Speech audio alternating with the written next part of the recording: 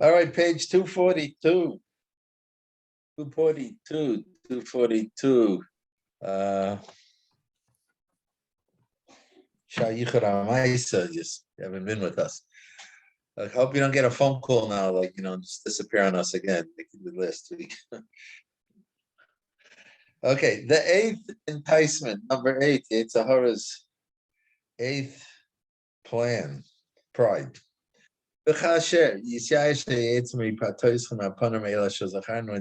despairs of enticing us with what we've been speaking beforehand, first 7. So his next card is to entice you by appealing to your pride, your arrogance, and lack of humility. He goes after that.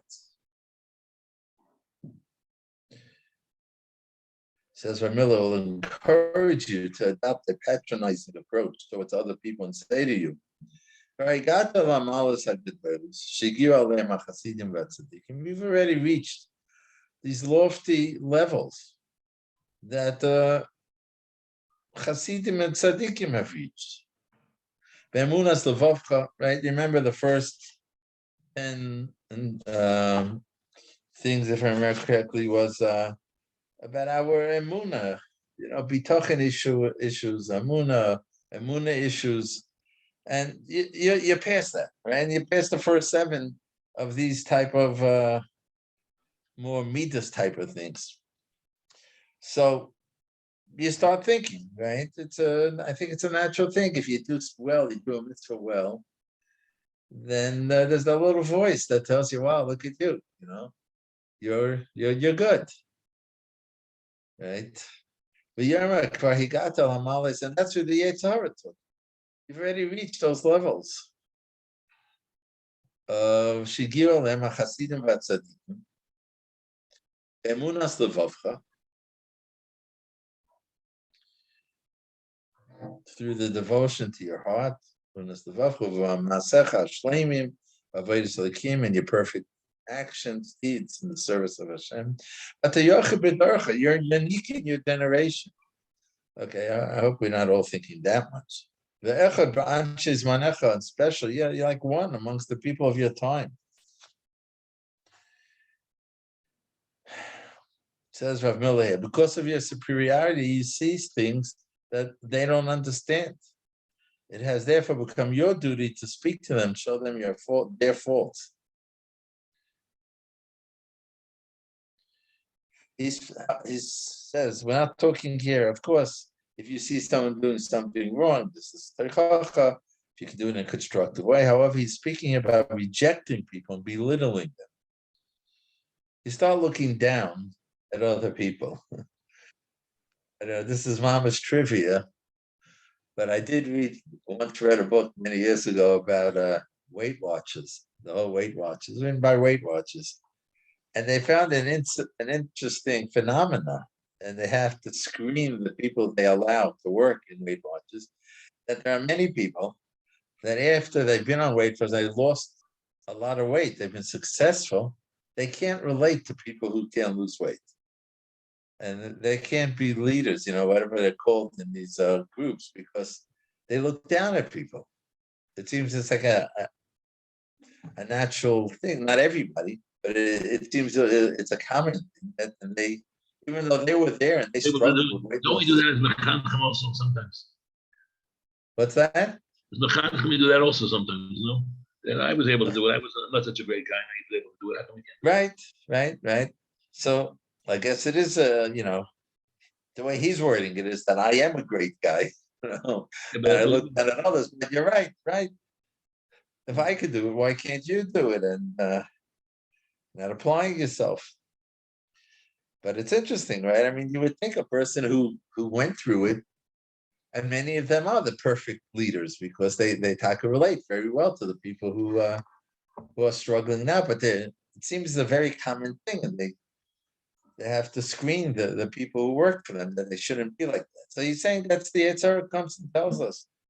That attitude comes from a desire to maintain moral superiority, despite the fact that the people you are belittling may be far intrinsically superior to you. Therefore, haLevavos telling you that thoughts beginning with the assumption of superiority are the product of the Yetzer Hara. The minute you hear, I'm better, you hear a little voice. Right? The minute you hear a little voice saying something about after you matzliach with a mitzvah or anything like that, that you're looking at other people, you have to say, whoa, 1 minute, Sahara. Continues this line of thought, this argument, it's fitting that you step up forward and demonstrate your superiority over them.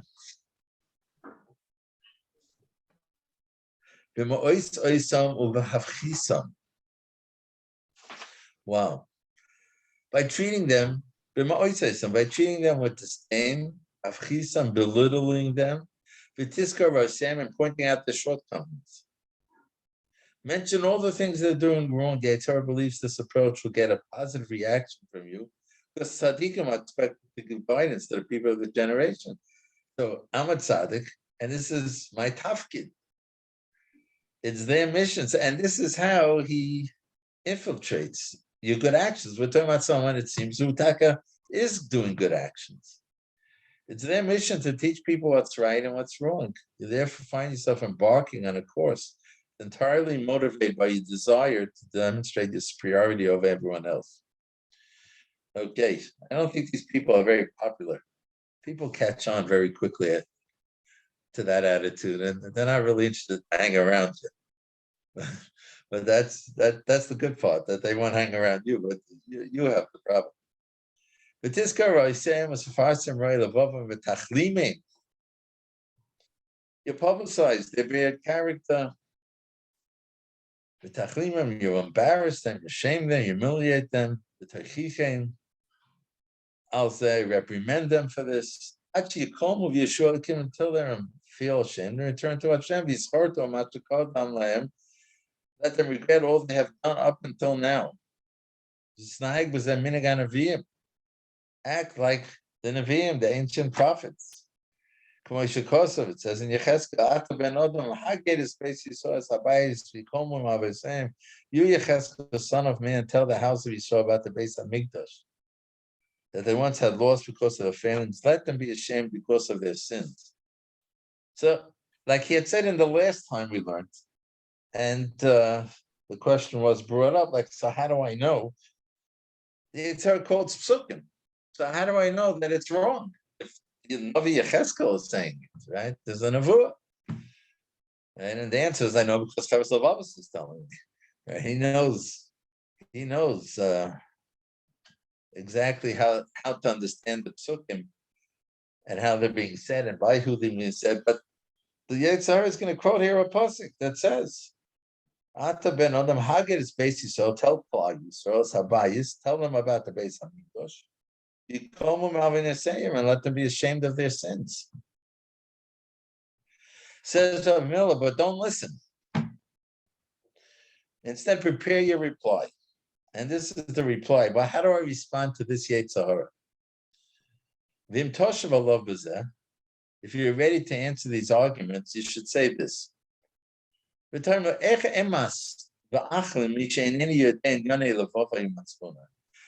I humiliate and shame someone whose motives and attitudes to Hashem I really don't know? Right? I don't know what's going on in his heart. Maybe he's had a very loyal heart to Hashem. It could be he hasn't had an opportunity to be trained in this ways. The old Al Todan is Chaveri Ach Tagil Mekoimai, and the famous Pshatim, right? That and you can never get to his place. How could you be in his place? Do you have the same parents? Did you grow up in the same surroundings? Did you have the same rabbeim, the same yeshivas, the same friends, the same? Did you get the same abilities from Hashem, the same challenges? So you can't judge someone. But that's what you have to say to him. How could I despise and humiliate? Someone who doesn't know what's going on in the person's heart,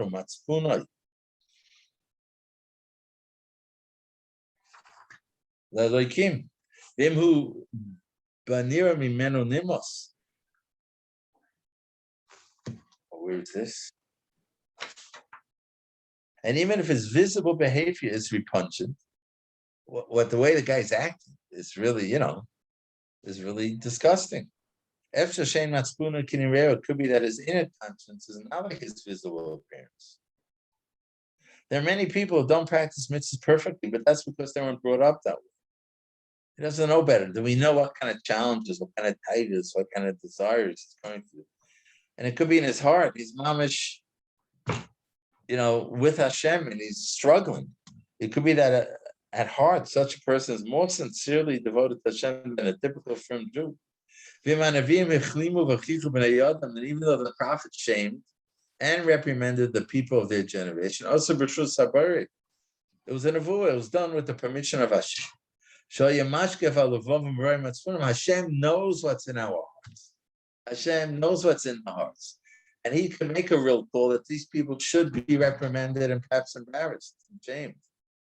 And he sent the Navi to do it. But could we do that? Where do we have a right to do that?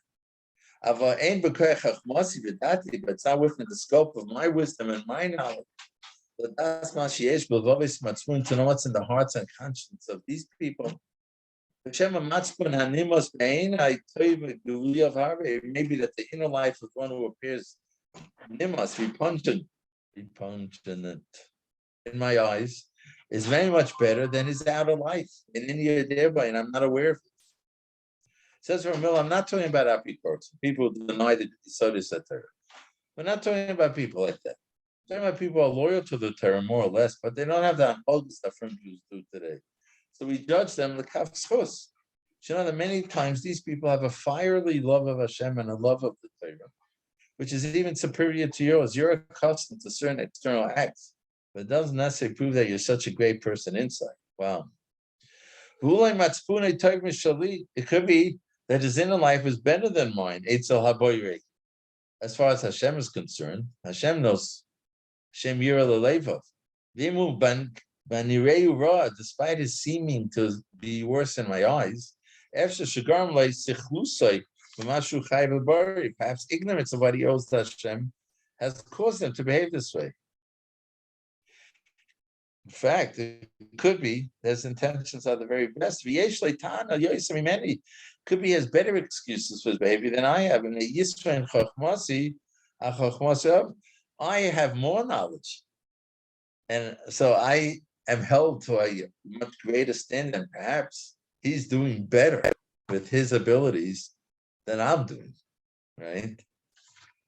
Someone in our David, I think it was Rabbi Aleph, used to say that in Yiddishkeit, in the outside world,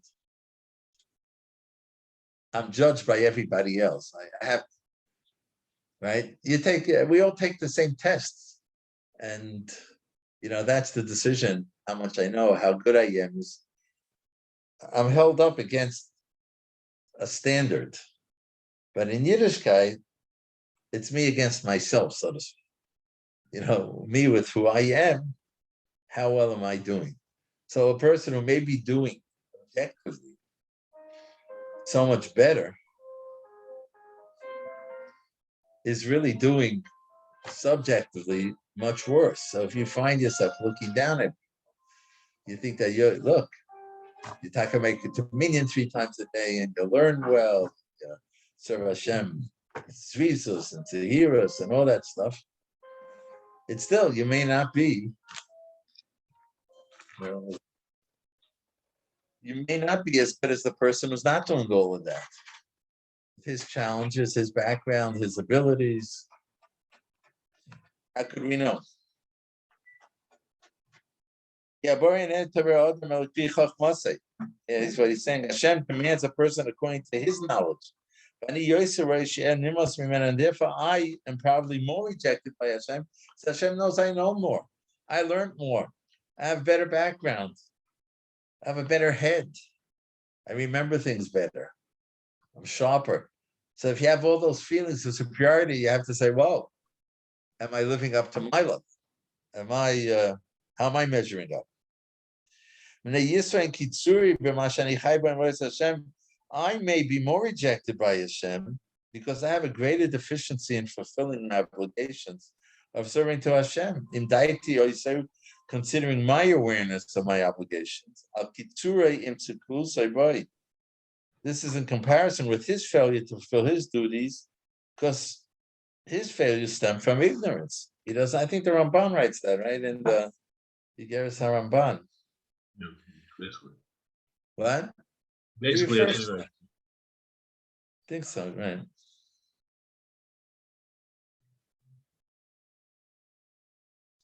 He says, let's say you go to yeshiva, you learn Musa, you learn Torah. Therefore, if you daven Shemon Esrei, that's a little bit better than Shemon Esrei. Of a plain person, you go into a shul balabatim, and you daven well. You mamish daven well. The Yetzer Hara's next trick to corrupt your davening is to say, look at those other people. How could they daven like that? Right? He taints your davening, which may have been a beautiful davening, by I know these thoughts go through my mind sometimes, I understand what these people, I once told a guy, with David Chazar Shots, I said, how many breaths did you take? One breath at the beginning and one at the end. I said, how do you do this? Right? And so it's very easy to look down and find fault in other people's davenings, the famous Shlomo Zalman Auerbach, then Aleinu L'Shabech is not Tfilas HaDerech, on the way out, when you say, well, I learned the Mishnah Berurah and the Sha'ar Tzion, and what does he say about Aleinu L'Shabech? Hashem calls all his tzvois, Hashem are called together, the whole Malach come here, how my children are praising me. And where is the guy? His tefillin is off and he's outside, 1 foot outside the door. Very easy to look down at them when you've learned that Mishnah Berurah and you've taken upon yourself to say Aleinu L'Shabech with a little more kavanah and think about those words and say them slowly. So what's the Yetzer Hara going to do? You're doing great. So he plants in you these feelings of gaiva that he's discovering here, that he's discussing here, and you start looking down at those people and you judge them, but it's not right. They don't know that Mishnah Berurah. They didn't go to yeshiva the way you did. They didn't have the Rebbe you had. They didn't have the chavrusa. It could be a million things, and how they're davening, for them, who knows what they're getting for that they even showed up to shul. Who knows? That's our response to the Yetzer Hara. I can't judge someone else. I don't know his kaikus. And he says, you're going to get up there, right? The Gemara says to the Tana, the Gemara came back down or whatever. He said, or you see the ones on the bottom, on the top, on the top, on the bottom. Who knows? When you get up there, who's going to be sitting in the Mizrach? I lost the place. Oh. This is in Rav Miller. According to his limited knowledge, he's davening a very good Shemon Esrei. But according to your knowledge, you're sinning. So you objectively davened the slower Shemon Esrei. Effectively, you had more kavanah. And this guy ran through it, and it was quicker. But says, so Rav Miller is saying, says the Chovos HaLevavos is saying, how do you know in Shemayim who's going to have the better davening? After having trained and educated to the great realities of turning your Shemayim and hearing it over and over again, you have to know that whatever you do may be very far behind what's expected of you. Let's say you daven the same Shemon Esrei as the plain person. So you say, it's not so terrible. We all daven the same Shemon Esrei. No, there's a tremendous difference. You learned and he didn't learn. You're held accountable. So that's the response. And this is really, a true humility. Yeah, you're right. I'm doing so many things well, but based on my abilities and what I have and what I should be doing, who says? He disobeys Hashem out of ignorance with lack of Yedatan. That's the other guy. Ani Mamro, he said, but I disobey Hashem with knowledge and intent. I learned. And even if you have someone, I assume that, right, he was with you in yeshiva, he learned with you, he went to the same shmuzes and everything. Who knows? Who knows, what's must be on him and what his abilities are and what his challenges are. And, I had chavrusas that had such unbelievable concentration abilities. I would get up, like while they were thinking of a svara 5 times, walk back and forth, going crazy. Who knows, what kind of learning disability it has? He's sitting there struggling.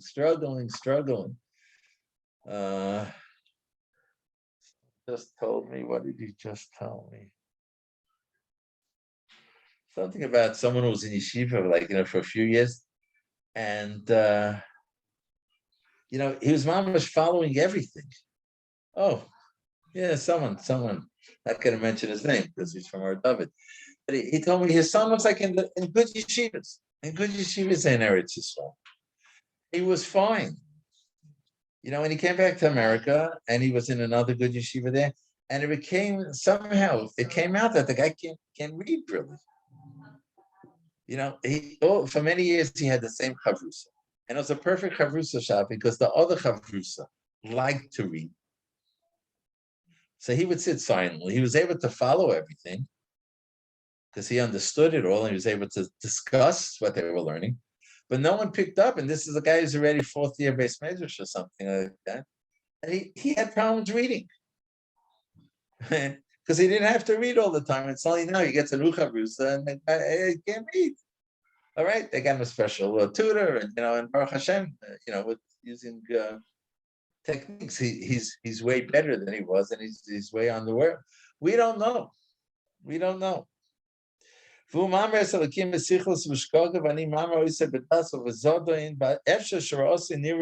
possible that his bad qualities are visible and open, but where his good qualities are internal and hidden. And I'm just the opposite. My outside is beautiful. It's perfect, but who knows what goes on in your mind? My good points are advertised to everybody. People don't know secret sins that I did. I'm so tired. When a person sins unknown and he's shamed by them, shame is an atonement and promotes forgiveness for his sins. People were aware of his good qualities. They would admire him and praise him, all of which would detract him from his ultimate reward. And therefore that person is more deserving of Hashem's mercy and forgiveness than I am. It's possible one good thing that he does, outweighs many good things that I do.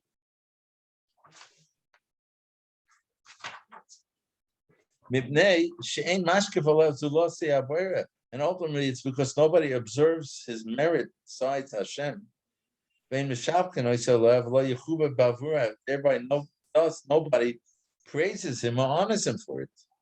He's viewed as an unimportant person, and therefore the only judge of his actions is Hashem.